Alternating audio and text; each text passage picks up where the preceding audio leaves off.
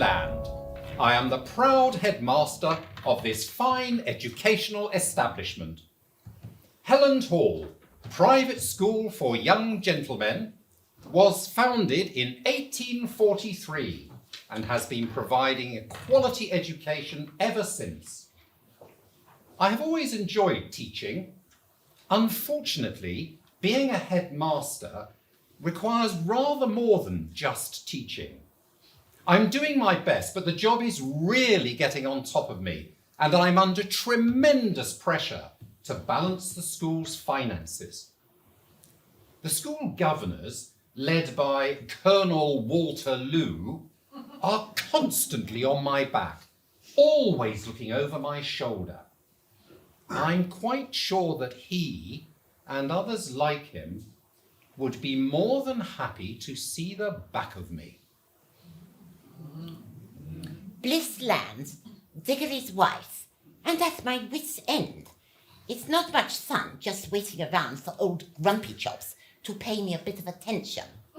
He's always up in his study with Miss Lemon glued to his side.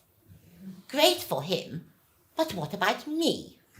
I'm sick and tired of just being the pretty wife at all of these incessantly dull school functions. Oh, and I'm expected to attend all of them. Sports day, the chess tournament, very PTA functions, the badly acted school play.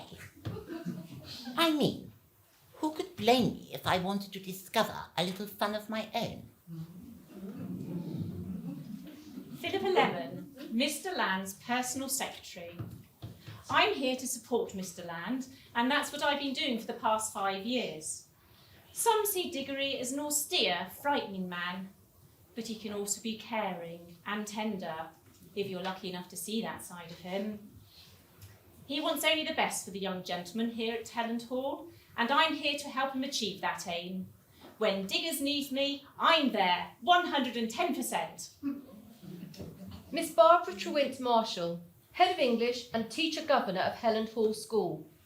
Some would describe me as over-enthusiastic, over-sensitive or over-emotional. But how can one not be emotional when reading the fine works of Dickens, Austen, and our beloved Shakespeare? I wandered lonely as a cloud. But can you blame me? We are, after all, talking about literature that burns the very soul. Colonel Walter Loo, Head of Governors, appointed me a year ago to shake up the English department, and that is precisely what I've done. I care about this school. It's a shame that not all staff members share my opinion. James, Nigel, Tonic, school caretaker. That's about it, really. I'm not the cleverest, most learnedest person in the world, but I am good at shifting chairs, and that seems to be the main part of my job. There's the chairs, James. There's a parents' evening. James, old chap, would you sort the chairs out for that damn PTA function in the hall? James, my good man, we're interviewing for a new history master. Could you organise some lunch for the candidates and then set the chairs out in my office? I hate it here. I shan't be here forever, though, that's for sure. I've got my dreams, you see, but that's a secret. I like secrets. Brute Wade Bridge, PT Master, Deputy Head, and also devilishly handsome. You may not be aware of it, but Helland Hall Private School is going downhill fast, and I'll tell you why. Diggory Land. The man's an idiot. He's lost touch with reality, and the boys here are getting away with murder. I even caught one young lad drawing a moustache on Mr. Land's photograph in the dining hall. Well, once I'd finished laughing, I caned the boy to within an inch of his life. Things wouldn't have been so lax if Colonel Walter Loo had appointed me as headmaster instead of him. But then, Walter still has the chance to make up for past mistakes. David Stone. I have not been at Helland Hall long, just 1 year to be exact, on a temporary contract. It's not been a very easy year for me. I had, you see, a rather an unpleasant incident involving a Van de Graaff generator. Mr. Land had some rather threatening words with me over the matter. The boy's fine. Now his hair is regrowing anyway. I'm not very talkative. I prefer being in my laboratories, checking on my Bunsen burners, or Petri dishes, organic samples. That's where my real work goes on unhindered. But I have improved this year. I hope they keep me on. I don't want to go back there. I can't go back there.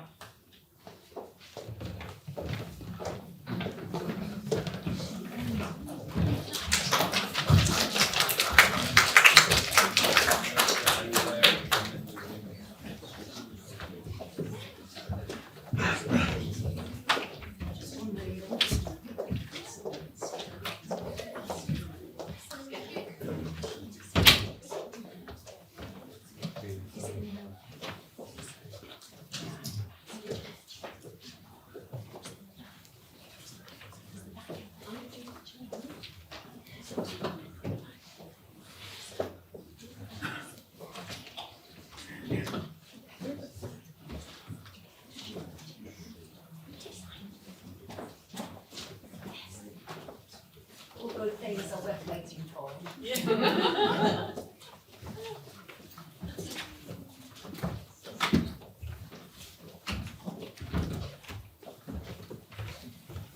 You've now been introduced to the suspects of tonight's foul deeds. One of them is a murderer and another his or her accomplice. Watch events very carefully as they unfold. And remember, clues are both spoken and visual, and that not everyone will be telling the truth. The scene of the crime begins in the headmaster's study. It is 12 noon on Friday the 25th of July 1937. With the boys away on holiday, preparations are being made for the next academic year. It's not good, Colonel Waterloo, but it's not as bad as you think. Yes, I know that the school is running at a loss. Yes, I know. I know. Look, listen. You've interfered in the past. You employed Miss Truant Marshall without my permission. Now, I really would appreciate it if you would leave the running of the school to me. Yes, I know that we're several £100 out in the bank, but that's for me to worry about, not you. Yes, I know that the governors are concerned about the situation, but, well, what can I do? We simply don't have enough pupils to make ends meet. Anyway, look, listen. I have already made those plans to let a member of staff go. But what? Who? Now, look here, Colonel. I am not sacking David Stowe, and that is final. I know he's a waste of space, but, well, he'll improve. He's new to teaching. And you know, yes, and you know how much difficulty we have in finding scientists. And besides, he's cheap. That's why I took him on in the first place. No, look, I think a far easier man to axe would be that so-called handyman, James Tonic. I mean, what does he do anyway? We only took him on from the orphanage as a favour 5 years ago. 5 years of shoddy, inept work. No, he is definitely the one who should go. Much as I'd like to see the back of that brute Wadebridge, I know that he wouldn't go quietly. So, anyway, look, listen. I will recalculate the figures and I will resubmit the papers. Now, where would you like me to put them? Mr. Waterloo, I take great exception to a comment like that, especially to a man of my stature. And in any case, they probably wouldn't fit. Goodbye. Oh, problems. Oh, Diggory, are there more troubles? Oh, I'm afraid so, Pippa. Oh, dear. It's just as well that the Colonel doesn't know how much debt we are really in. Now, he mustn't find out or it would be the death of me. Look, I've kept the papers away from him and I've locked them in that filing cabinet and only I have the key. I tell you, Pippa, school governors are like a pack of vicious animals. He wants me to sack a member of staff. Well, much as I'd love to kick that brute Weybridge into touch, there's no way that the Colonel would ever sanction that. So, it looks like a non-teaching member of staff will have to go. A non-teaching member of staff, you say? Oh, Pippa, what a treasure you are. I wouldn't dream of letting you go. You are indispensable. Oh, Diggory, that sounds like poetry on your lips. Thank you, my precious. You're the only thing around here that makes life in this dull old place worth putting up with.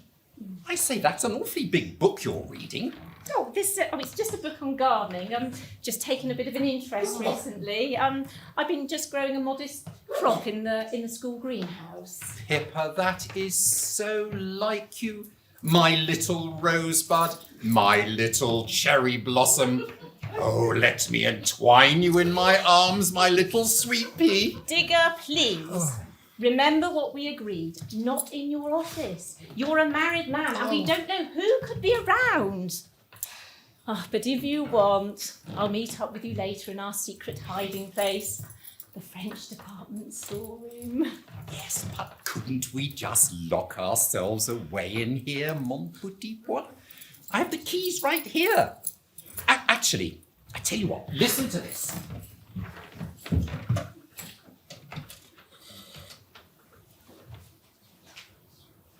So, headmaster here, David. I need you up in my study right now. I need a little favour of you. I want you to use your supplies to make me up one copy of the key to my study, this room. Yes, I am well aware that that is against what the Colonel has decreed, but I am the headmaster here and I want you in my room immediately. You can carry on your research into the properties of arsenic later. Now listen, the key to my study, the one I want you to copy, is labelled study. Now, if I'm not here, I will leave the whole of the bunch of the keys on my desk and get a move on. Oh, incompetent idiot. How dare he question my authority? Look, Pippa, Poppy's got to school protocol. I'm going to have a special key made up just for you. Then we can both lock ourselves away from the outside world. Oh, Pippa, let me embrace you. No, Digger, please. Control yourself. And you know that I'm scared of heights, so enough of this floating on air nonsense. But I can't help myself. You're such a breath of fresh air. I don't care anymore. Oh, please. Oh. No, I don't think there's anything there now, Pippa. I mean, Miss Lemon. Oh, hello, darling. I almost didn't see you there, charging in like a rhinoceros. Diggory, get your coat. You promised to take me to lunch this afternoon. Did I? You know you did. 12:30 at the Westbury. Oh. You suggested it. You promised. So I told Miss Lemon to add it to your diary. Did you? Well? No, there's nothing Was in it here. written down, Philippa? No, I can't see anything, sorry. Pathetic. I have to say this, Pippa. You are absolutely useless. I have no idea why my husband keeps you on at all. I can see no possible use he could have for a secretary. You are a pathetic excuse for a woman. Do you hear? Bliss, I will not have you speaking to my personal secretary like that. Pippa Miss Lemon is a most valued and treasured asset to the school. And look, I'm sorry, Bliss. I am afraid I will be unable to make our lunch appointment today because I promised to sort out the stock in the French department storeroom. You seem to be spending a lot of time down there all of a sudden. Can't it wait? Oh, I'm sure, Headmaster, it could wait if you want to. No, it cannot wait. We're desperate. I mean, we're desperately short of dictionaries and baguettes and camembert. Look, Bliss. I'm sorry. I cannot let you interfere with my school duties like this. It would be most unprofessional. Look, I run Helland Hall, and Helland Hall must come first. Well, that's just typical of you. Always some excuse. The school timetable, school meetings, the school budget, the school French department storeroom. I've had just about enough of this, Diggoryland. Oh. Are you married to me or to Helland Hall Private School for Young Gentlemen?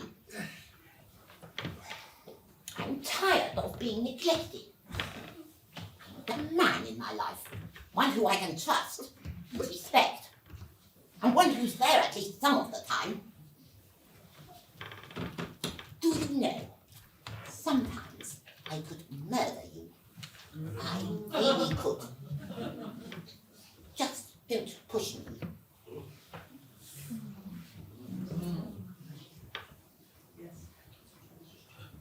Right. I'm going to the Westbury for my usual duck à l'orange for one. Without a slice of lemon.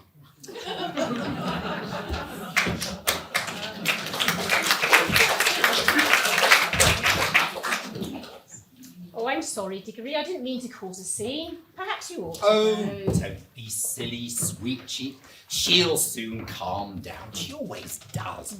Besides, do you think I'm the only one around here who's involved in a complicated relationship? Whilst I'm down in the French department storeroom with you, she'll be over in the gym with that brute Wadebridge. And you can bet that it's more than badminton that he'll be helping him with. That man is an arrogant, pompous fiend. And the day is soon coming when he's going to get what's coming to him. Oh, come on, darling. Let's go and brush up on our French.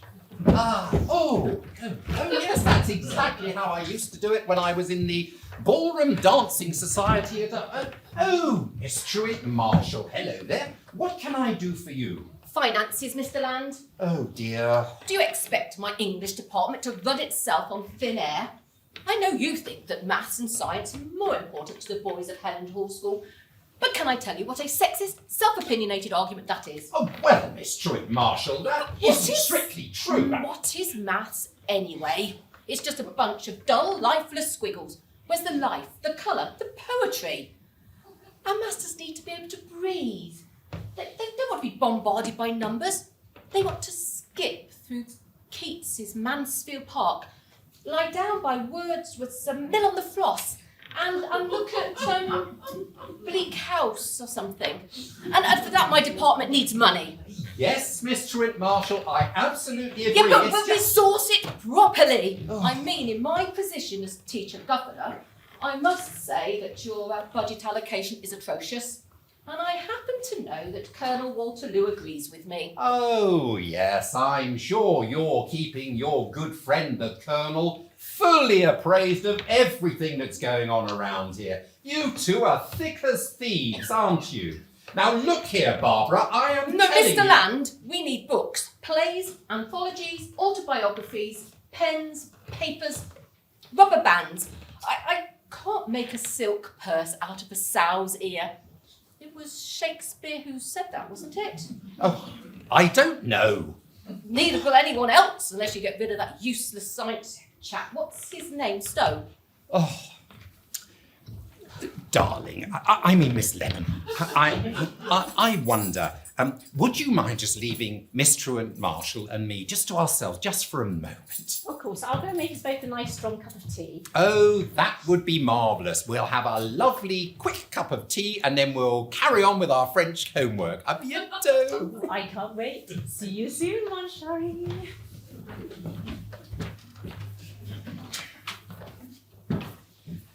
Now look here, Miss Trent Marshall.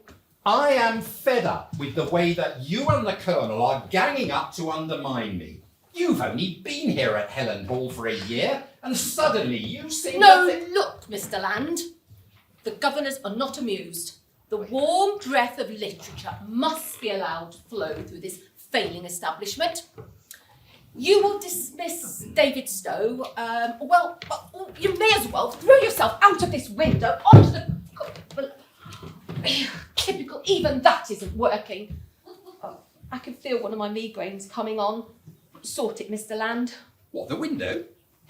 No, you idiot. This school. Well, the window would be a start. Go on, summon the dim-witted caretaker. Show you can do something useful. I'll just go and see if I can find that imbecile Tonic then. Tonic? He's anything but. He'll be down the hall in his room play acting. I'll go and get him.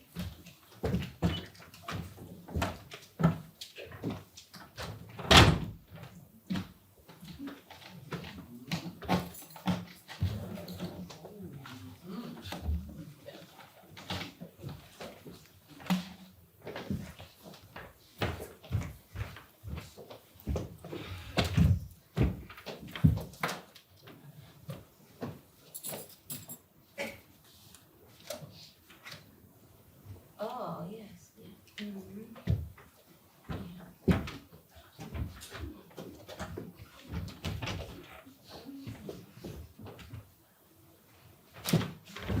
Please, don't hurt me! Oh, it's you, James. What are you doing here, sneaking up on people like that?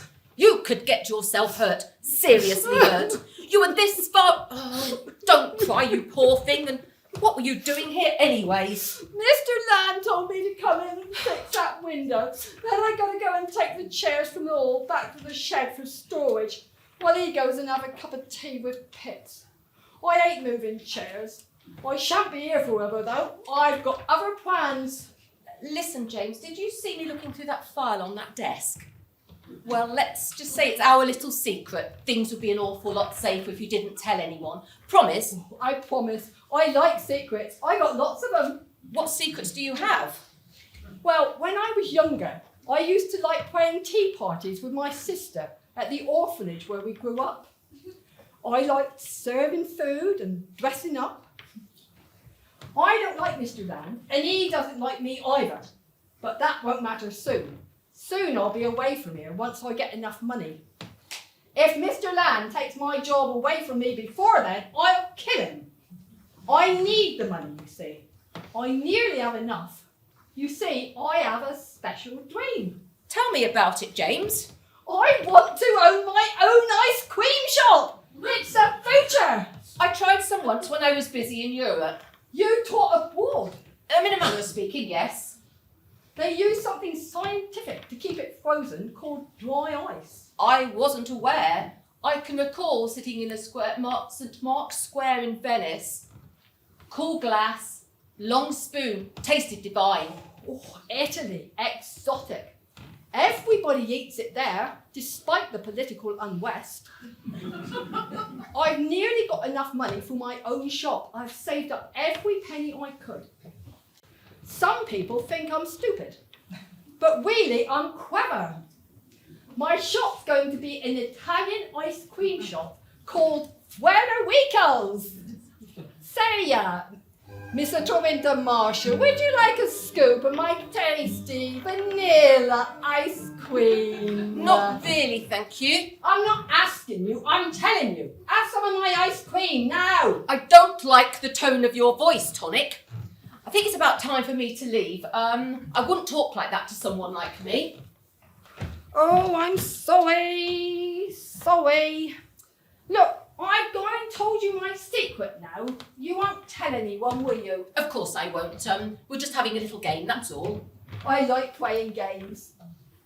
Okay, well, I'm off now. You mend the window and we will say no more. Right, goodbye, Mr. Trent Marshall. Goodbye, James.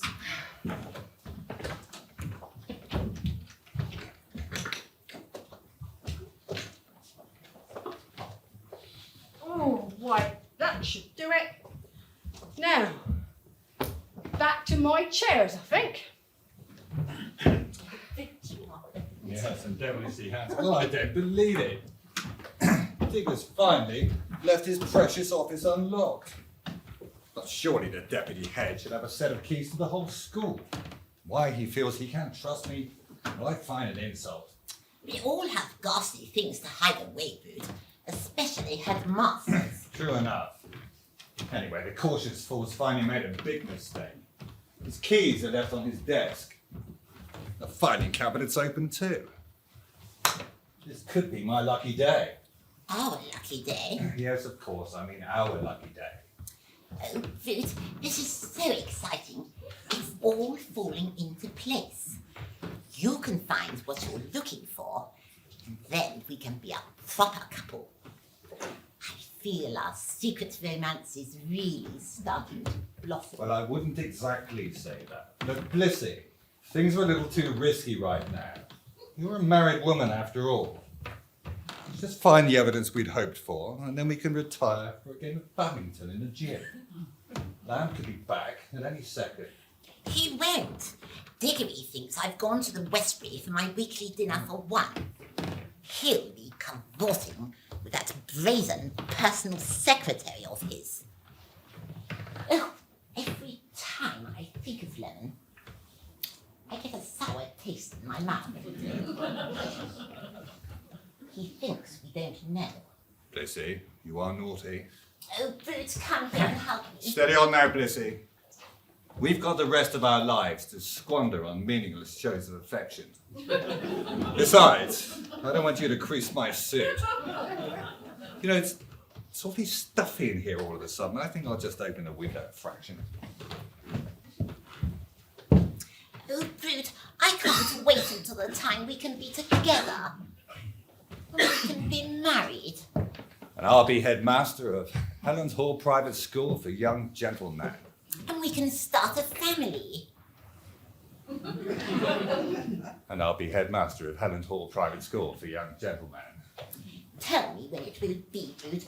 I don't think I can live another day with that crashing bore. Very soon, my sweet. Very soon, I promise. It won't be long until I've dealt with him good and proper. Diggory Lamb is going to get exactly what he deserves. And it's not just me that wants him out of the way either. Now, let's see what we can find. Yes. Well, this should do very nicely. Let's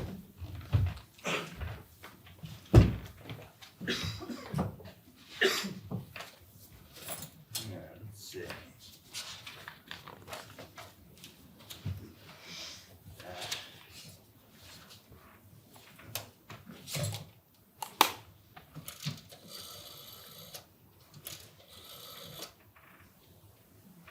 Walter, it's Brig. Yeah. Look, get yourself to Helland Hall as soon as possible. I've got something important to arrange, and I can't do it alone. Yeah, something serious. And it could be the answer to our prayer. Yeah. See you shortly, Colonel. Now, what I need you to do is find Land immediately. Make sure he's kept here in this office, out of the way. Promise you'll do this for me, Blissy darling. For you, I'd give my life.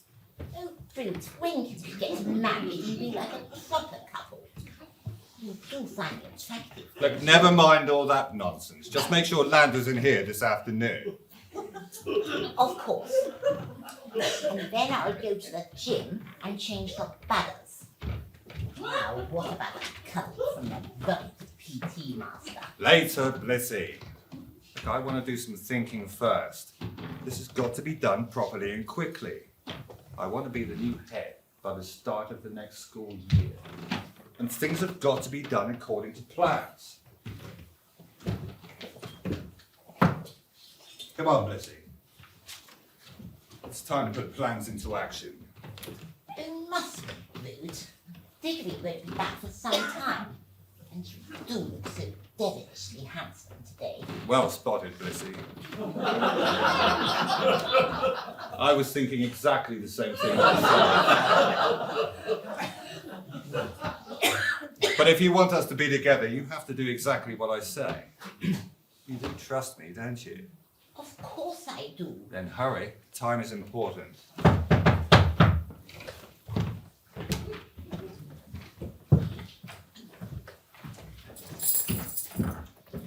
Steady.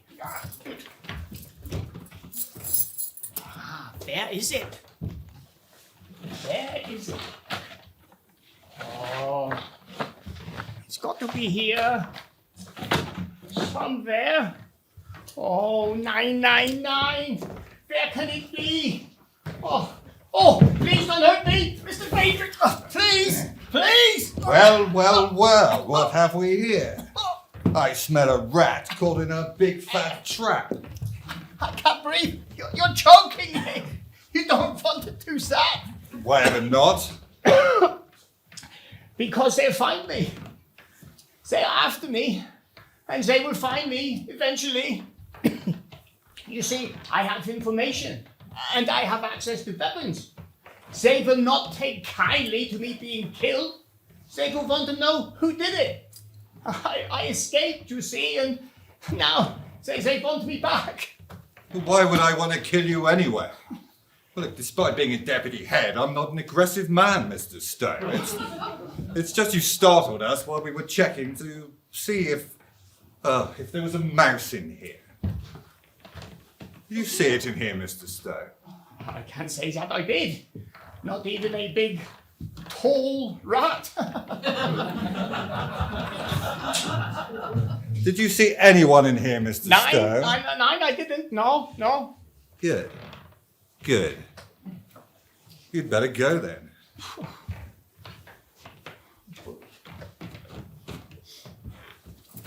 And not returning those keys I saw you steal from Land's desk.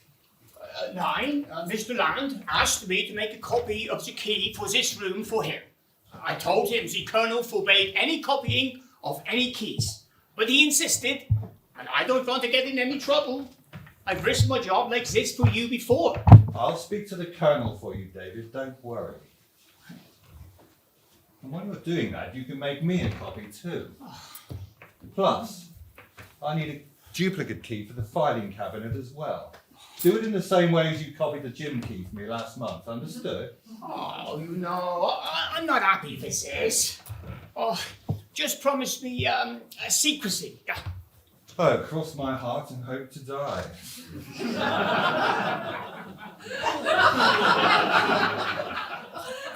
Actually, David, I also saw you take an interest in the filing cabinet yourself. What were you looking for? Documents? Oh, yeah, I was. You see, I'm frightened. I'm frightened that they will find out. I don't want to go back there. I shouldn't have run away, but I had no choice. They are after me, Mr. Weybridge. And Helland, he's got proof. He could send me back. Please, you must help me. Actually, Mr. Stowe, perhaps we can come to an arrangement. I'm very good with documents. You see, when I'm headmaster, you'll find I'm very sympathetic to your cause. If you neglect to mention seeing Mrs. Land and myself in here this afternoon, of course. You see, once Colonel Waterloo and I have had our little chat. No, you can't. What if he tells them? But Relax, David, calm down. Once Walter and I have had our little chat, you'll find my position here at Helland Hall is much stronger and the Diggory land is out of the way. But I also need you to do something else for me. I need you to take your laboratory supplies and put them in my quarters immediately. Do you understand? But how do you expect me to make I copies of said keys with no immediately. Yes, sir. Good. Just to make sure, I think I'll take a little insurance. Now off you go, Mr. Stowe. You can have these back when you bring me that equipment. Of course, sir. Don't forget, my quarters immediately. Of course, sir.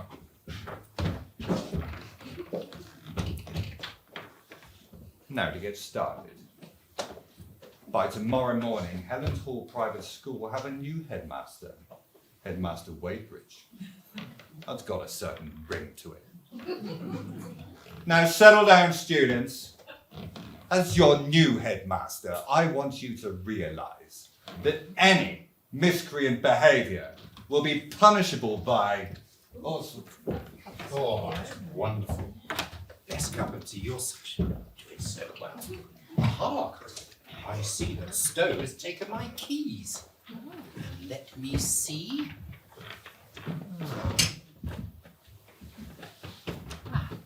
And that imbecile Tonic has freed up the window. It's smooth as silk now. Do you know, that could be the last thing that Tonic does here at Helland Hall. I certainly hope so. He's been nothing but a burden for the past 5 years. It's him and then that brute Wadebridge who's surely going to find out what's coming to them. I mean, who does that Wadebridge think he is? I know that all games teachers like to show off, but that man really takes the biscuit. He's a pompous swine. Oh, Diggory, it's a little chilly with that window open there. Ah, well, then, Miss Lemon, how about a little squeeze down in the French department to warm you up? That sounds perfectamo. Oh, this is going to be an afternoon to remember. Cheers. Cheers. Mm.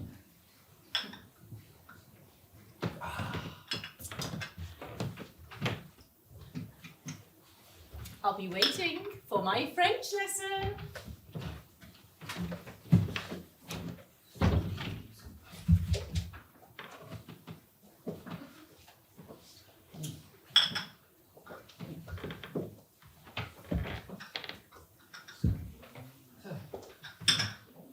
Oh. Oh. Oh. Oh. Oh, I'm so tired. Oh, I'm so tired. Oh.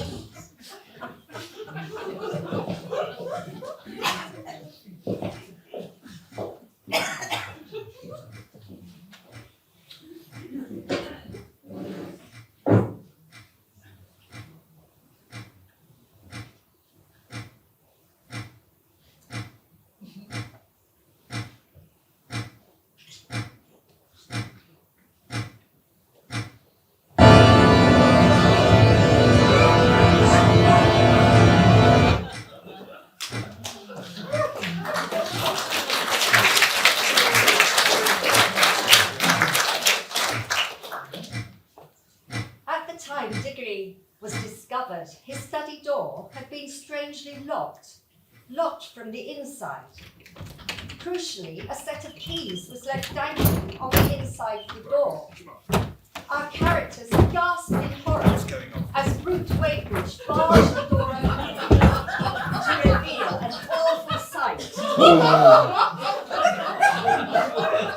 There, for us all to see, was Diggory Land slumped in his chair, dead. The cause of death was strangulation. The ribbon was found wrapped round his neck. The window at the side of the room had been left wide open. Panicking, Brute Wadebridge phoned the police.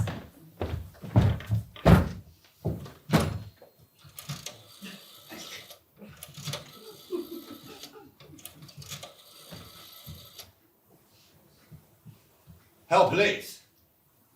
There's a headmaster slumped over his desk at Helland Hall, and I think he's dead.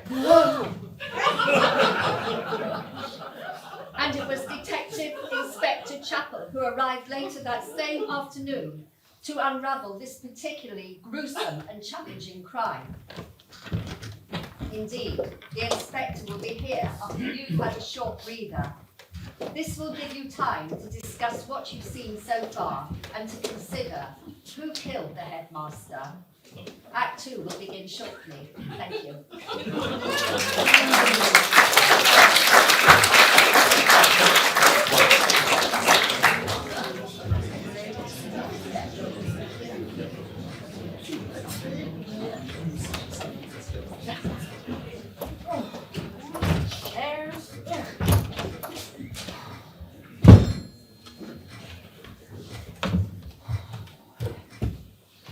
Oh, I hate chairs. Oh.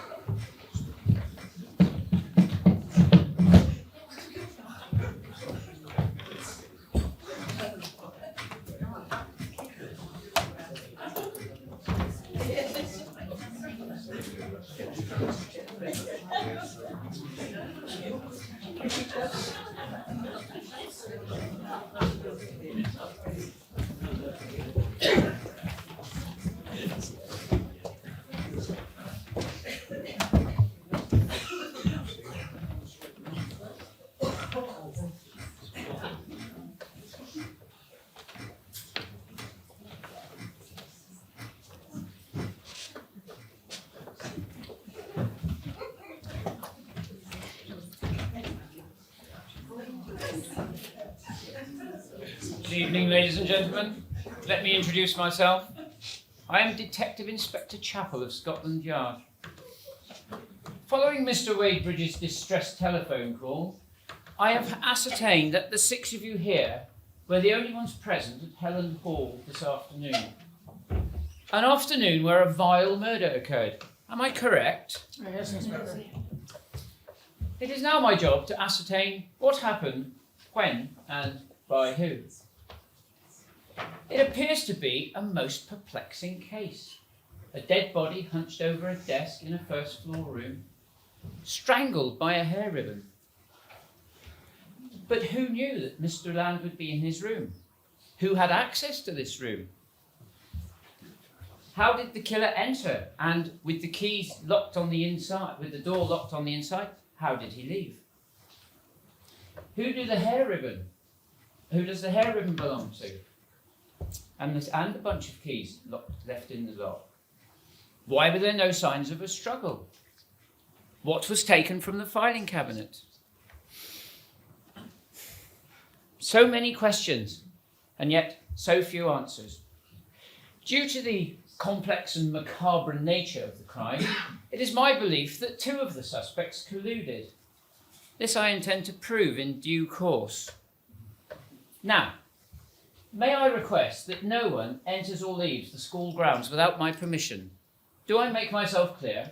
No, perfectly clear, sir. And the sooner the detested killer is found and hoisted up onto the creaky gallows, the better. I will avail myself Mr. to... Wadebridge, What? I prefer if you left the investigation, and indeed for that matter, the flamboyant acting to me. Now,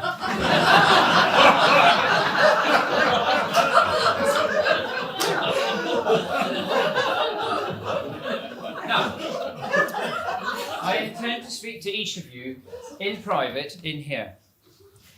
Which of you will admit to being the last person to see Mr. Land alive? Oh, that would be me, Detective Chappell. Oh, well, myself and Bliss Land. You were mauling him right to the end, weren't you? You husband stealer. Perhaps while you were on the badminton court, slapping on makeup and trying to impress that Neanderthal games teacher. I say steady on, ladies, and by the way, what does Neanderthal do? Can you please control yourselves, please? This sort of behaviour will get us nowhere. Now, Miss Lemon, as Mr. Land's personal secretary, I believe I'd like to speak to you first. What? Could the rest of you please wait outside? Calmly! Until you're called for.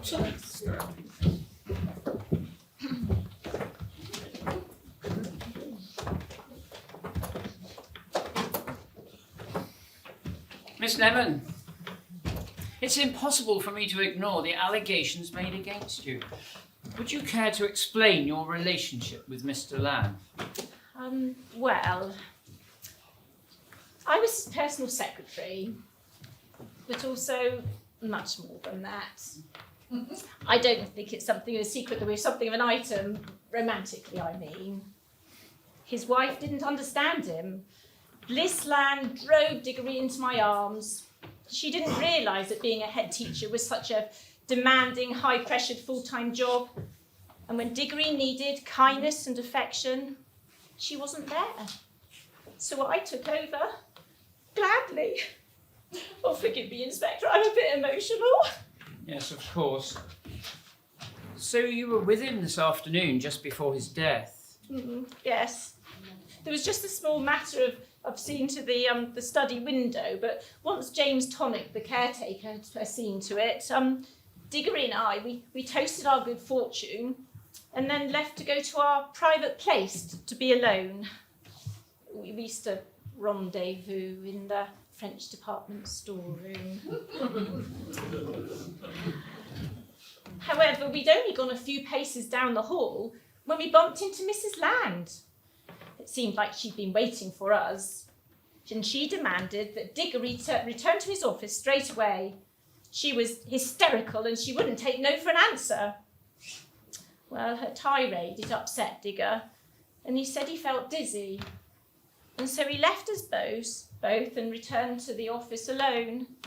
And it was the last time I saw him alive. Be brave, Miss Lemon. You said that Mrs. Land was romantically linked with Mr. Weybridge, the PT master. Oh, the way she slobbered over him made me nauseous. She loved Brute almost as much as he loved himself. That's games teachers for you. She drove poor Digger away. God rest his soul. They used to lock themselves in the school gymnasium together. They've caused all this with her unseemly behaviour. She wanted Brute at any cost. And do you think she's capable of murder? Undoubtedly. This very morning I heard her scream, "Sometimes I could murder you, I really could! In this office!" She's a callous, cold-hearted witch. I see. Miss Lemon, as the school secretary, you'll be well informed as to how the school runs. Was there anything bothering Mr. Land? There were finances. Well, Diggory tried to keep it a secret, but the school is in difficulty. He was worried that he'd have to start cutting back on staff members, and he was constantly being hounded by Colonel Waterloo. And Mr. Trewint Marshall and Mr. Weybridge were constantly conspiring together. Well, Colonel Waterloo, he's our head of governors, and he's... Yes, I believe he's just arrived to assess the situation. I'll hear his side of the story later. Oh, I'm sorry, what was the outcome? Well, Colonel Waterloo wanted to get rid of Mr. Stowe, the new science teacher, but Diggory intended to axe James Tonics, the school caretaker, to ease financial pressures. He just felt that James was, well, a bit incompetent, not very bright, if you receive my meaning. Yeah. But he'd rather have got rid of Brute Weybridge, but that would have been far too problematic. And were Tonic, Stowe or Weybridge aware of his intentions? Well, I don't think they knew for definite, but I'm sure they had their strong suspicions. Mr. Land wasn't what you'd call candid. I'm afraid to say he used to take his frustrations out on his staff members, but he's not the only head teacher to do that. Apparently it's quite common. Yes, I can believe that. Yes, thank you, Miss Lemon. That's very helpful. Is there anything else you can think of? Well, there is just one small matter. I don't know how important it is, but I did see Miss Trewint Marshall. She stole Diggory's keys off this deck while his back was turned. I see, and these keys, which areas do they have access to? Oh, every area, every lock on the school premises. This room, that filing cabinet, for instance. I mean, all the teachers had their own individual keys for their own departments, of course. But Diggory was the only one who had keys to every lock in the school premises. Thank you, Miss Lemon. That's very interesting. I think I'd like to speak to Tonic. No, Mr. Stowe next. If you could show him in, please, on your way out. Oh, just one last question. Can you recall if Mrs. Land had this ribbon in her hair this afternoon? Without a shadow of a doubt.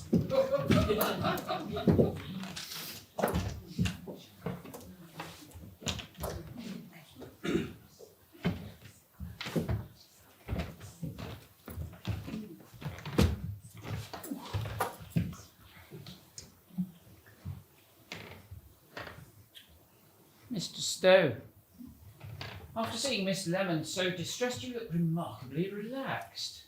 Well, this is true, I suppose. I mean, it's a terrible thing that's happened. Mr. Land was never particularly kind to me. I've come to believe that he was considering giving me the sack. Yeah, to me, he was very cruel. So you would benefit from him being killed? Oh, yeah, of course, for sure. Oh, but I could never kill anyone, dear Chapel. I'm a peaceful man. I hate all forms of killing. But that is why I left. I left my glasses off earlier, you see. Yeah, by accident. I'm very forgetful. But I think I may have saw something that could be of use. Let's go on. Well, as I was walking across the yard, carrying some supplies at, 1 o'clock, I noticed 2 people carrying a ladder. This ladder was then propped up against the wall to Mr. Land's study. This window right here. Mm-hmm. Then, I'm sure I saw a figure climbing into this room. Perhaps it was the killer. And these figures, what did they look like? I can't be sure, without my glasses. I'm very short-sighted. But I would guess that a female, one climbing the ladder, another holding the ladder. 2 females, billowy dresses, but like I say, it was very blurred, I'm sorry. Mr. Stowe, if you're so visually challenged, why didn't you have your glasses on? I was in my labs, doing experiments and forgot to put them on. Yeah, she typical absent-minded scientist. Mr. Stowe, I hope you don't mind me saying, but Gesundheit. Oh, thank you very much indeed. Stowe, there seems to be a rather unpleasant smell surrounding you. Is it sulphur?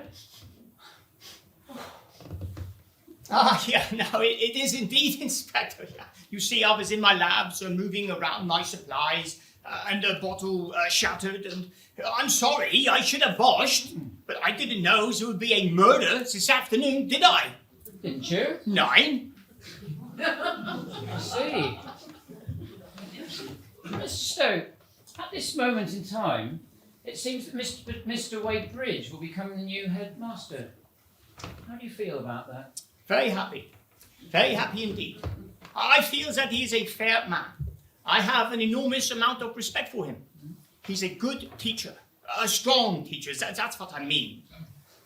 And have you or Weybridge ever spoken about this? 9?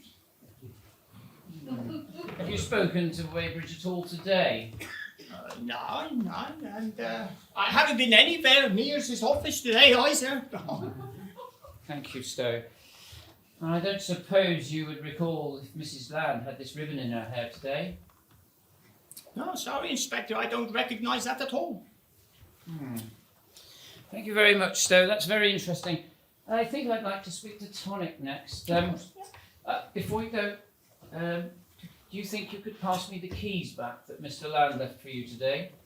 Oh, yes, of course, sir. Thank you.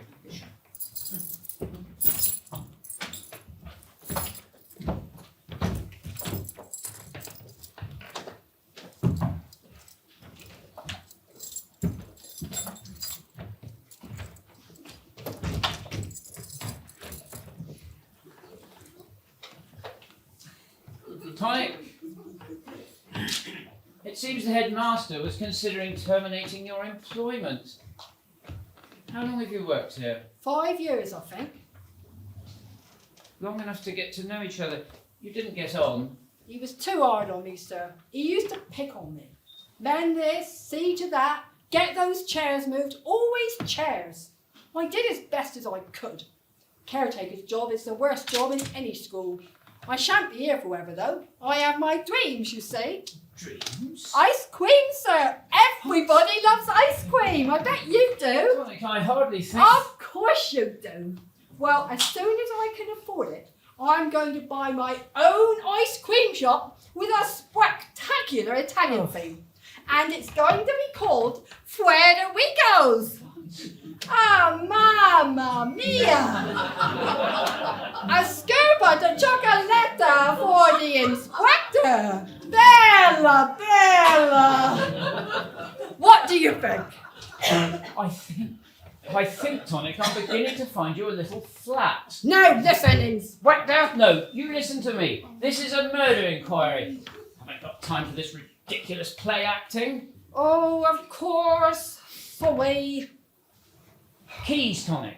As caretaker, you must have a bunch of keys that allows you access to all areas of the school. Both myself and Mr. Land have a set. There's nothing unusual about that.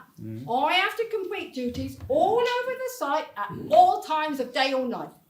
In fact, this afternoon when I was checking the site, I noticed something very strange. Carry on. As I was passing the gymnasium, I noticed the ladder abandoned there. In the changing room of all places. Yes, I saw it there myself when I was searching around earlier. Are there other ladders? No, only the one. It's normally kept in the greenhouse. I saw it there this morning. Yes,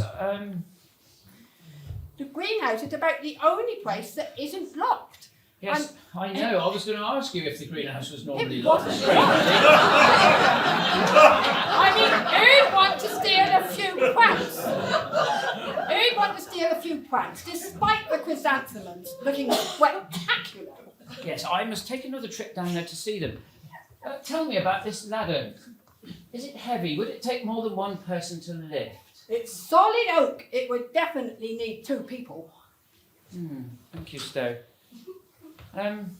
Yes, do you think you could pass me back your caretaker's keys, please? I've left them in my workshop. I'll just go and get them. Okay. Make sure you do. Can you show Weybridge in, please, on your way out? Mr. Inspector, sir, I just think there's something you ought to know. It's meant to be a secret. I shouldn't really tell. This is a murder inquiry. I promised not to tell. But when I came in here earlier to mend that window, Miss Trewint Marshall was here, and when I approached her, she attacked me and she grabbed my arm like an expert. And before that, I heard Mr. Weybridge say he'd deal with Mr. Land good and proper. Those are good secrets, aren't they? I like secrets. Yes, they are indeed, Tonic. They are indeed. I like secrets too, but I make sure they're not secret for very long.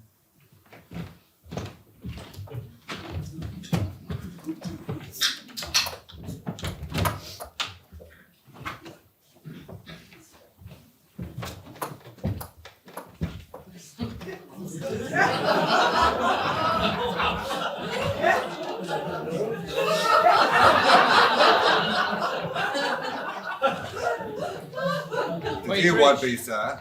Yes. Weybridge, things are going rather well, aren't they? The new acting headmaster of Helland Hall School, the power, the prestige, the honour. Not to mention all those society functions, strawberries by the lake, the first 11 hitting cork with willow. Mrs. Land nestled snugly by the side of the new headmaster. As if. Yet things aren't exactly going to plan, are they? The great smell of brute is beginning to wear a little thin. A murder investigation, illicit assignations with a dead man's wife. What? Fingers pointing, tongues wagging, the hangman waiting to ply his grisly trade. Indeed, things have become quite messy. What did you mean when you said you deal with Mr. Land, good and proper? What? You can't be serious. Look, I simply meant that Digger be relieved of his position. Well, nothing more than he deserved. All right, Chapel, no, I'm no angel. Yes, I was dreaming of social standing, but I'm not a murderer. Look, the school's in a mess, and I thought that I could do a better job of getting us out of it than Diggory Lab. That's all I'm guilty of. Well, that and one or two minor underhand tactics. But I mean, Bliss Land, give me some credit. I mean, I can't blame her for finding me so damnably attractive.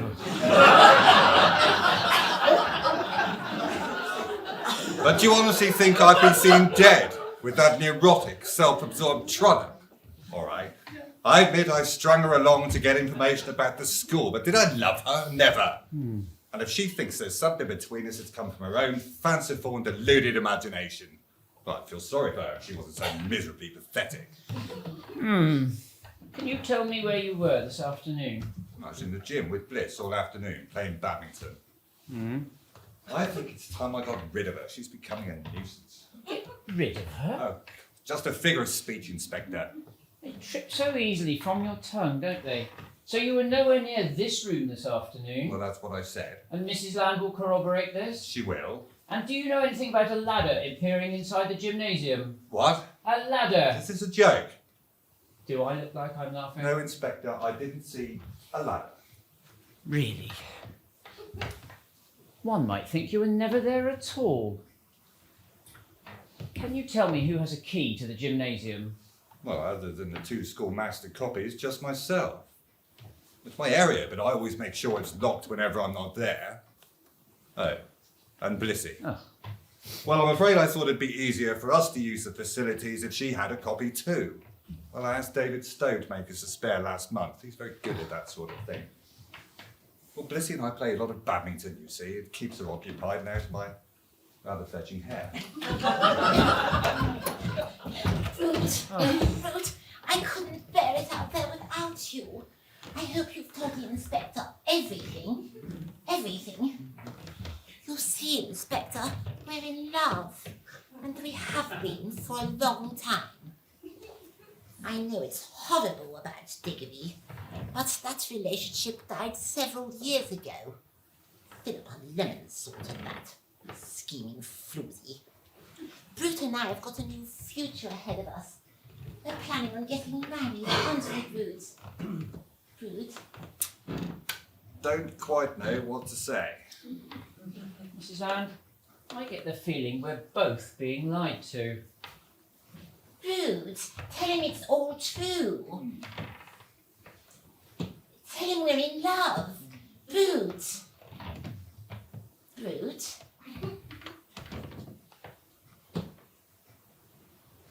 Why, you evil, double-dealing hypocrite! How could you do this to me? How could you? Mrs. Land, Weybridge claims you were in the gymnasium all afternoon playing badminton. Is this true? Oh, I see things very clearly now. You just used me, didn't you, Brute?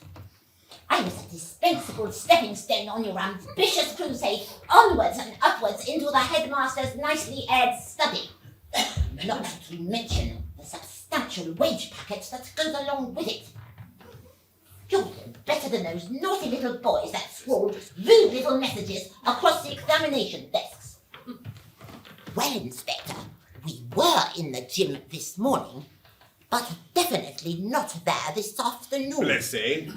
And we spent a short period of time in here. Didn't David Stowe say how he caught us snooping around, stealing files from that cabinet there? And then later, I was sent, like a dutiful mistress, to ensure Diggory returned here and didn't sneak off with Miss Lemon. Isn't that so? Headmaster Weybridge, you wanted to know exactly where he was. You're nothing but a slack-jawed, lying pig. Blissy. I most certainly do not have a slack jaw.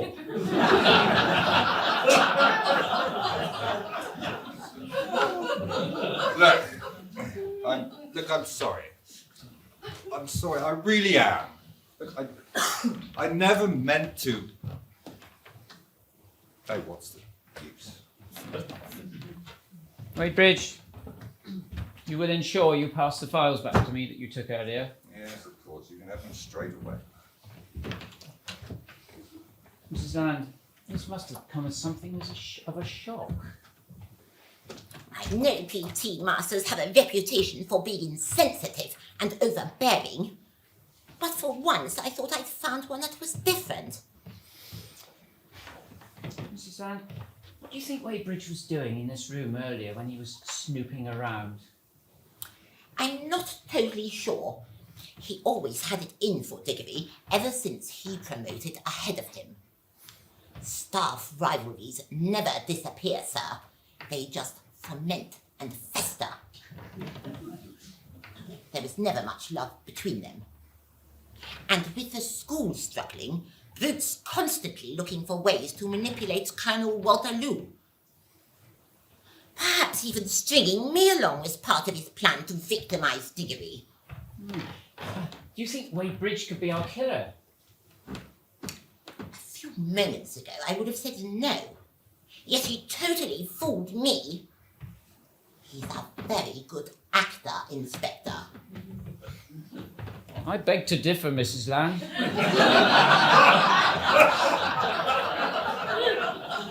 All the same, there's more to him than meets the eye. Mrs. Land, you said earlier that Mr. Wadebridge asked you to ensure that your husband was ensure that he was in his office all afternoon. How did you do that? I didn't. When I accosted the guilty pair on their way to the French department, Diggory said he felt unwell. He left the pair of us and headed back here of his own accord. I came back later to check, but the door was locked. I knocked, but I didn't hear any response. And do you have a key to this room? I'm afraid not, Inspector. My husband kept me as far away from the running of Helland Hall School as possible. I think we both know the reason why. And how upset were you when you found out about your husband's relationship with Miss Lemon? I was absolutely livid at first, but made the mistake of turning to Brute for comfort. He manipulated my vulnerability and charmed his way into my affections with his winning smile and pearly white teeth.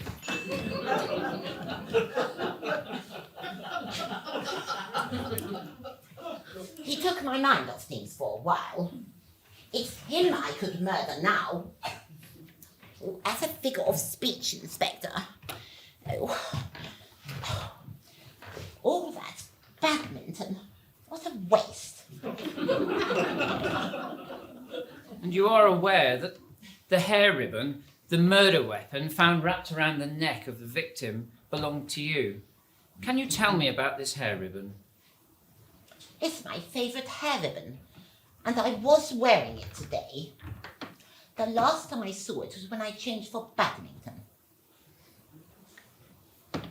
Don't think I play sport in clothes as stylish as these, do you? I'm afraid I'm no judge of fashion, Mrs. Hans. Oh yes, I can tell. No offence. Anyway, Bruce never showed up, so I just sat and waited for him in the gym. And when he didn't show, I changed back into these clothes. I never even noticed my hair ribbon had gone. Well, until I saw Diggory lying there with it round his neck. Oh look, it's no good. Sorry, I can't do this anymore. Just one last question, Mrs. Land. Have you climbed any ladders recently? Have you seen the craftsmanship on these shoes? Hey, Inspector.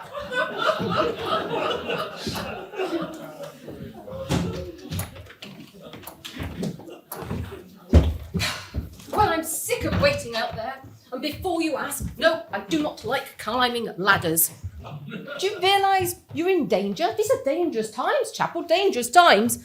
A murder has been committed in this study, and I have reason to believe the killer will strike again. Aha. A study in scarlet. The great Sherlock Holmes. You must admit there are certain similarities between one of Agatha Christie's mysteries and our situation today. You dazzle me with your misplaced sense of irony, Chapel. I don't believe you realise what you're dealing with. This whole incident could prove to be one that undermines national security. What has happened here at Helland Hall is top secret. Now, I have reason to believe that Colonel Waterloo has recently arrived. I need to speak to him urgently. He is the one who is authorised to divulge all the relevant answers. I prefer if you left the gathering of information to me. Can you tell me what you were doing in this room earlier when you took Mr. Land's keys from this desk here to open that filing cabinet? And have you been in the gymnasium recently? You tell me the answers, Chapel. I don't have them. As you wish.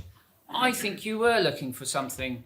Something not necessarily connected with Helland Hall School. Bravo, Chapel. Did you find what you were looking for? Was it something you'd be prepared to kill for? Now you're being ridiculous. With a bit of real detective work, you'll find you have no authority over me. Now, if you don't mind, I have one of my migraines coming on, so I'm going to have to lie down. But why don't you do something useful? Why don't you look into that James Tonic? He's an imbecile, play acting at his age. I even heard him say that if Mr. Land took away his job, he'd kill him. Now look into that and leave David Stoke to me. Now, Miss Truant Marshall, no one tells me how to run my own investigation. And, of course, it was Arthur Conan Doyle that wrote the Agatha Christie mysteries, the Sherlock Holmes mysteries, not Agatha Christie. Indeed. Miss Truant Marshall, you weren't officially appointed by the school, were you? And you're obviously not an English teacher. Just who are you? Drop it, Chapel. Speak to the Colonel. He'll answer your questions.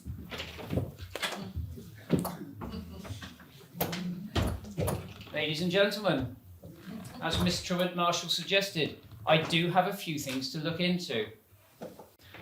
I must admit it is a most perplexing case, and there's a lot of evidence to consider. Sets of keys, locked rooms, a hair ribbon, ladders, women's dresses, a filing cabinet, secrets and lies, a newly repaired window, school governors, chairs, scientific equipment, badminton, literature, cups of tea, the gymnasium, the school greenhouse, the French department storeroom. And then, of course, we come back to those crucial sets of keys again. Ladies and gentlemen, while I conclude my investigation, you have around 30 minutes to complete yours. Your answer sheets will be collected before the start of Act 3. By that time, I'm confident of having everything all wrapped up. Good luck.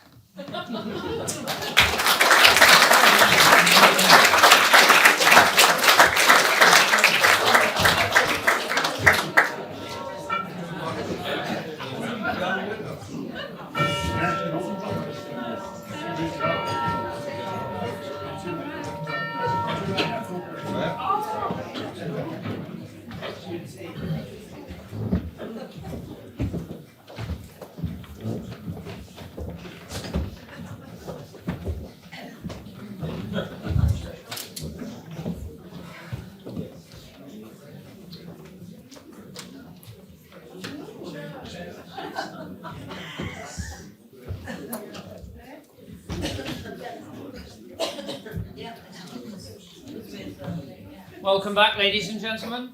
I trust you used your break profitably. The murder, as you'll now realise, was relatively straightforward to solve. Some of us. private word in the right ear, a couple of tests, and another quick tour around the murder site, and things quickly fell into place.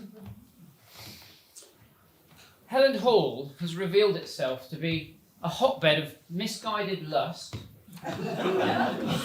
seething ambition, and tangled deceit. No one in this room is completely innocent. Each one of you have been feverishly embroiled in your own selfish schemes, blissfully unconcerned about their impact on anyone else. But two of you, when Mr. Land returned to his office this afternoon, are guilty of killing the defenceless headmaster. But who is it? Is it the ruthlessly ambitious deputy head? The unsettled, vengeful wife? The incompetent caretaker? The over-affectionate school secretary? The detached science teacher? Or the competent English mistress? Can we hurry things along, Inspector? It's just I need to speak to the Colonel about urgent school business. I have no intention of hurrying whatsoever, Waitbridge. And as to whether you'll be attending to school matters ever again, well, that remains to be seen. So, to business. I've had a lot to take into account. Our killers had to have a motive. They had to know that Mr. Land would be in his study, alone and immobile. They also had to be able to carry a heavy ladder across the school grounds and position it outside this window. A window which they knew was no longer jammed. It was me who told the inspector that the ladder was heavy, that it would take two people to carry it. Two of us work together. I get it, Tonic. It's simple. What do you want, a gold star?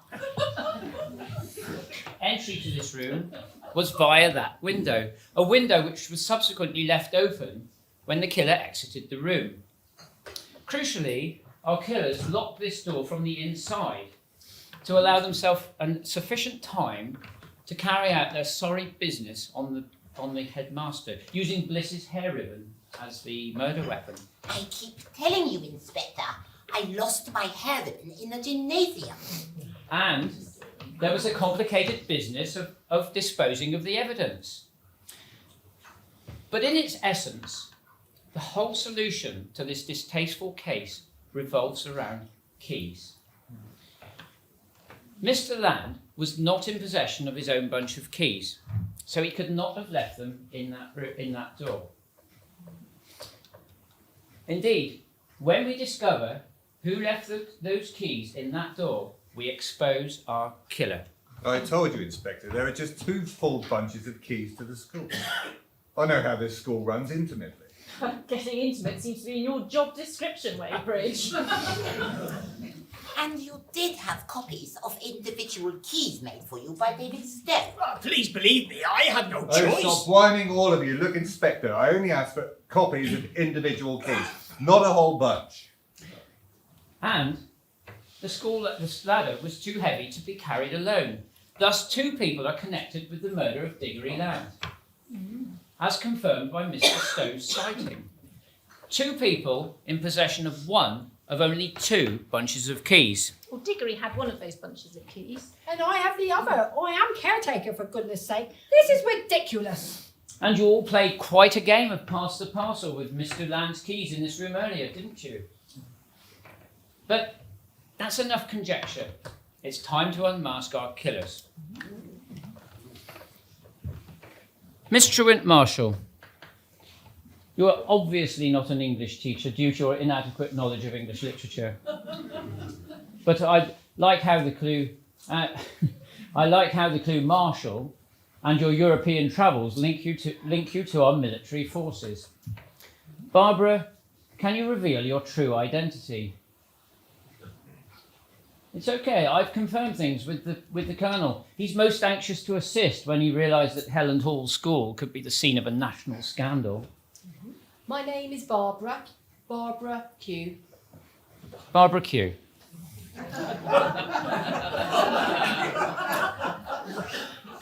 Miss Q, you have caused too much unnecessary smoke by far. Can you reveal your true profession?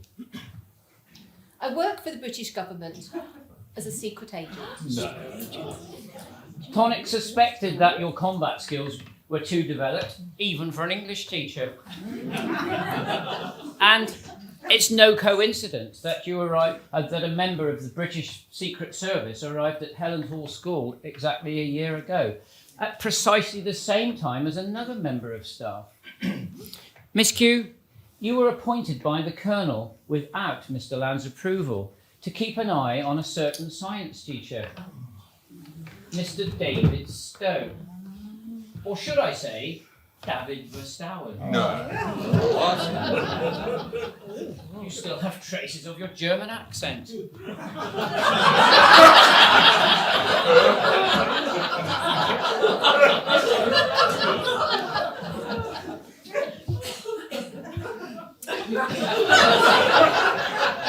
Gesundheit indeed. Miss Q, you are innocent of today's murders.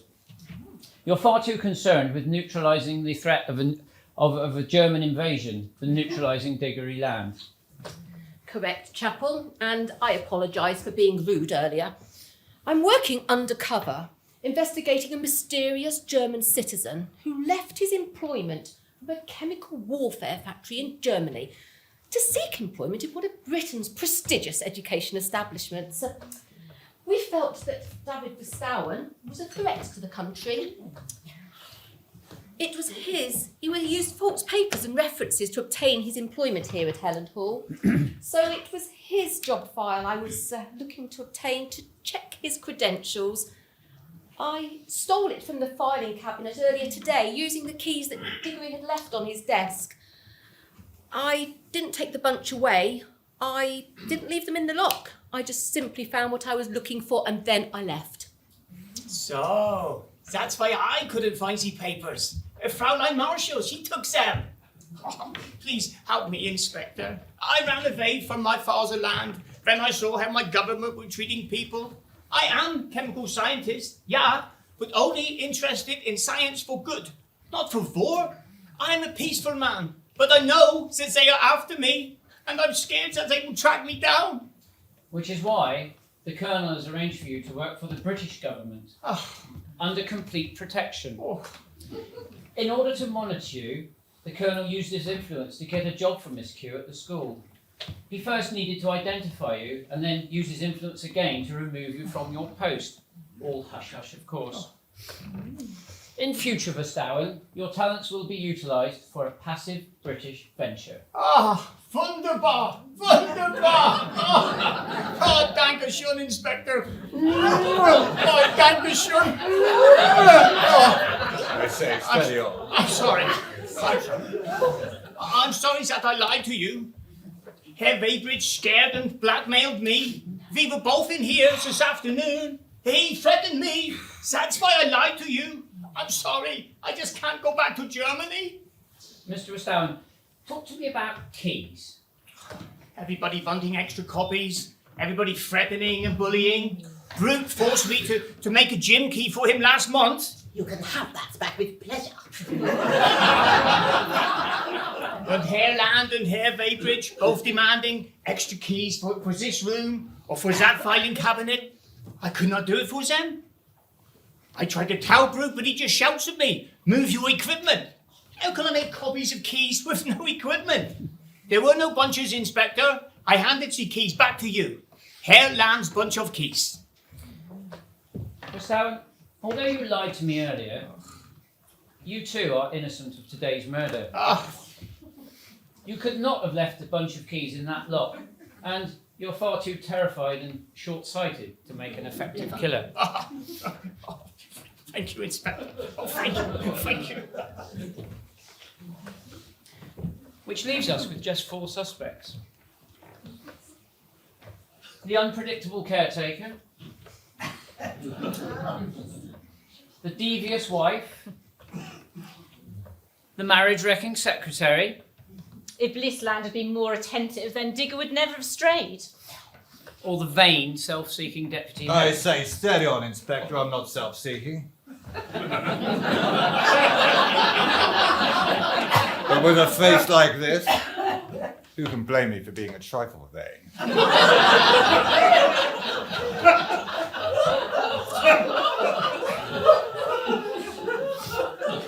But Herr Weybridge also took the file out of the cabinet. Why did he do that? And have me move all my equipment?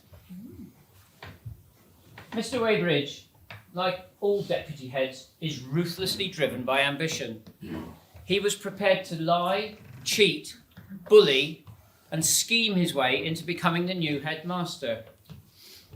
He even manipulated the affection of an honest woman in the process. Yet he, despite his faults, is not a murderer. Mr. Weybridge, you had keys to your own area, the gymnasium, but you did not have a bunch of keys that would allow you to lock this door. Perhaps I will soon, though, Inspector. And the files that you took from this filing cabinet were private documents relating to school finances. You wanted to show the Colonel how ineffective Diggory Land was. No sooner had you found what you were looking for than you rang the Colonel and demanded that he come to the school immediately. Look, apologies for bending the truth, Inspector, but my meeting with the Colonel was very important. For you, perhaps, as my husband died here this afternoon. You really are insufferable. Getting me to make sure Diggory was out of the way while the Colonel secretly arrived. Bruce never had any intention of turning up for our game. Badminton's not much fun on your own. He's a devious brute indeed. Mr. Weybridge, you lied, cheated, bullied, blackmailed, cajoled, and terrorised. And by possessing such loathsome credentials, the Colonel feels you have all the credentials to make an excellent headmaster. Congratulations. Thank you, Inspector. Perhaps not. Well, Mr. Weybridge, that means I'll be your personal secretary. Might I say, how devilishly handsome you You may indeed, Miss Lemon. Well observed. I think your zest is a little premature, Lemon. But surely the murderer is Blissland. She strangled her cheating husband with her own hair ribbon in order to be with a man she thought she loved, the man who took advantage of her pitifully feeble nature. Actually, of all the suspects, I feel that Mrs. Land is the most innocent. Having had your husband cruelly stolen away from you, something. All she was guilty of. All you were guilty of was the misguided love of the wrong man. I should have known. I loved Diggory. I just couldn't accept that he didn't love me. His mind had been poisoned by that manipulating secretary of his. Indeed it had. So, let us return to what lies at the heart of this case. Keys. Diggory Land's keys passed today from his pocket onto this desk. Then to Miss Q. They were spotted by Brute Weybridge and finally found their way into Mr. Verstouwen's pocket. And he returned them to me personally. They're here.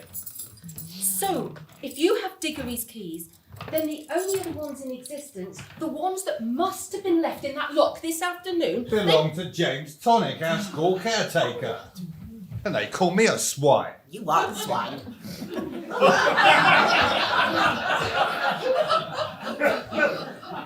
Miss Philippa Lemon, by a process of elimination, you are partly responsible for the murder of a man who trusted you, a man who turned to you for comfort.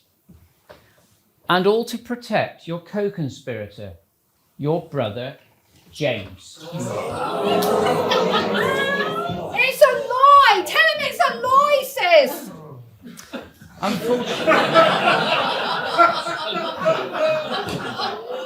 Unfortunately, I've done my research, Tonic. You said yourself earlier that you had a sister. Yourself and Miss Lemon Or Pips, as you called her in my presence. arrived at Helland Hall School at exactly the same time, 5 years ago.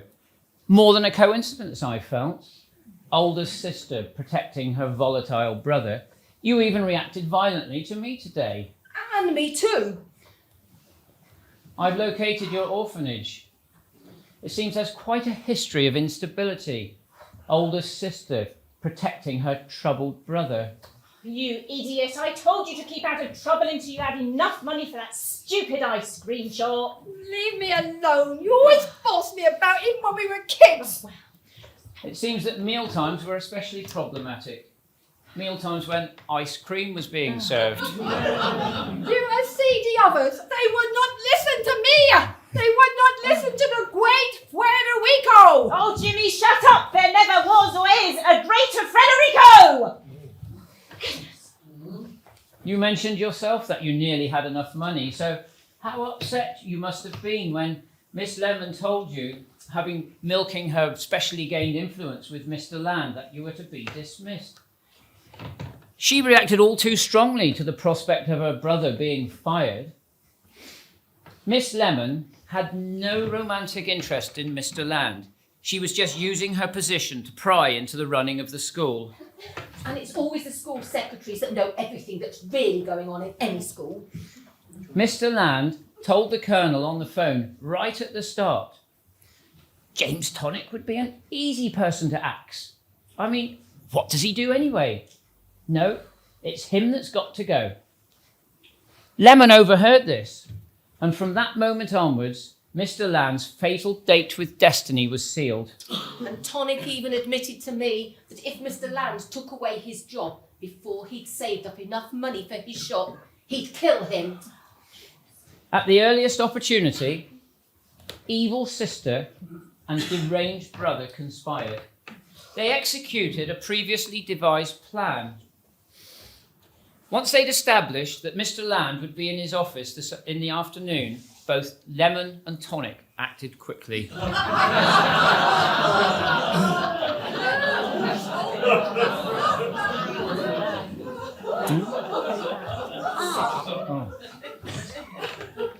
Oh, now I see it. Jim and Tonic and Lemon Pips. How foolish to use such silly names. Anyone with half a brain cell could have worked out that those two were connected. I'm sorry, I've not quite worked that one out yet. What was it? I didn't mean to hurt anybody. I just wanted to play at being Federico. But you did hurt someone, Tonic, and you dressed up in the process. You said yourself that you overheard Mr. Land and Mr. Wadebridge and Mrs. Land would be in the gymnasium all afternoon. Using your own keys, the keys that your sister lied about you having, you decided to go down for a snoop around. How fortunate that Mrs. Land had dropped her hair ribbon. A ribbon we'd all seen her wearing. It made a convenient murder weapon and created a distraction. You even tried to blame Mr. Wadebridge and Mrs. Land when I questioned you. Both of them were working together. But who was the killer? Well, the actual murder required teamwork. The operation needed brains, and brains are hardly Tonic's strong point. Help was dutifully supplied by the overprotective sister. Is this book yours, Lemon? Intoxicating Herbs. No, I haven't seen it before in my life. Strange, because I saw you reading it.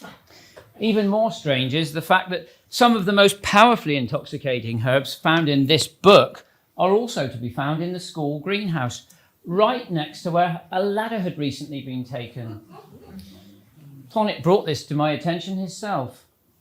Indeed, some of these plants had recently been removed, and if my test proved conclusive, their juices were added by you, Tonic, Lemon to a strong cup of tea that you served to Mr. Land. No wonder he had to return to his study so suddenly this afternoon. So Diggory wasn't ill. He was drugged. I don't suppose it would have mattered which room he staggered to. Tonic had all the keys. Arguing with Bliss in the hallway was just convenient, but oh, so enjoyable. And with Mr. Land out for the count, it was just a simple matter of acquiring the school ladder and positioning it outside this window. Tonic knew the window would open because he just mended it. But who is the real killer? We're all desperate to know. That's easy. Miss Philippa Lemon is scared of heights. So it must have been Brother James that climbed up the ladder with murder on his mind. Once inside this room, it was a simple matter of using your own keys to lock the door from the inside and then conduct your sorry business on the drugged headmaster using Mrs. Land's hair ribbon. There was no sign of a struggle because there was no struggle. Ha, you are on fire, Miss Barbecue.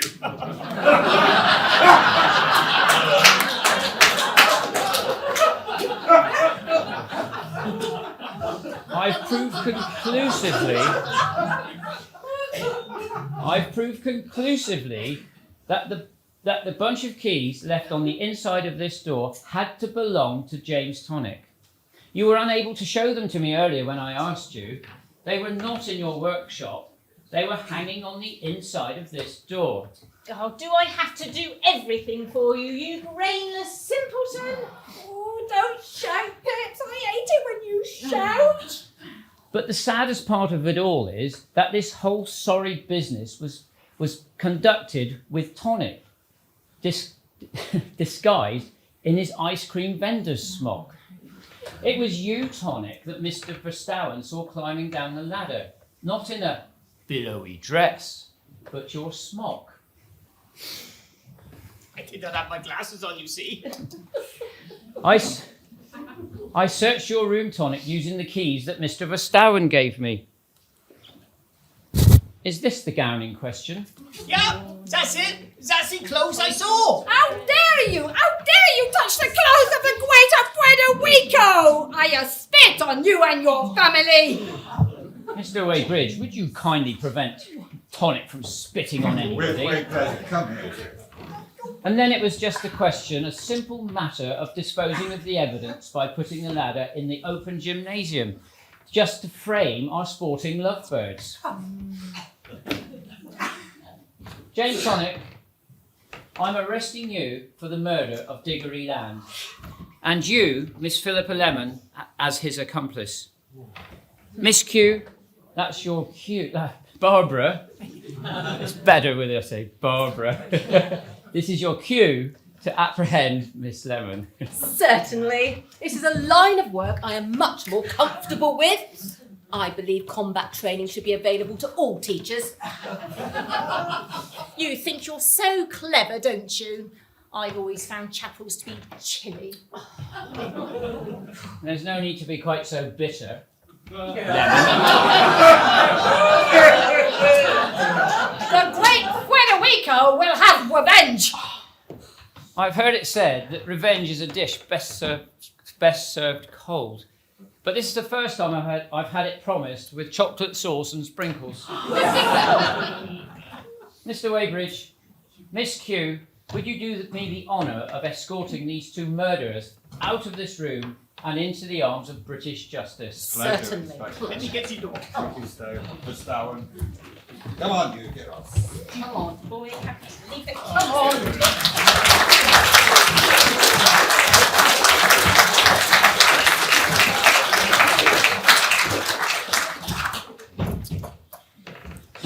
Well done, Inspector. You deserve a stiff drink. Is there any particular tipple I can bring for you? That's very kind of you, Mrs. Lamb. I think I'll have a nice, refreshing gin and No, in this case, I think I'll give it a miss.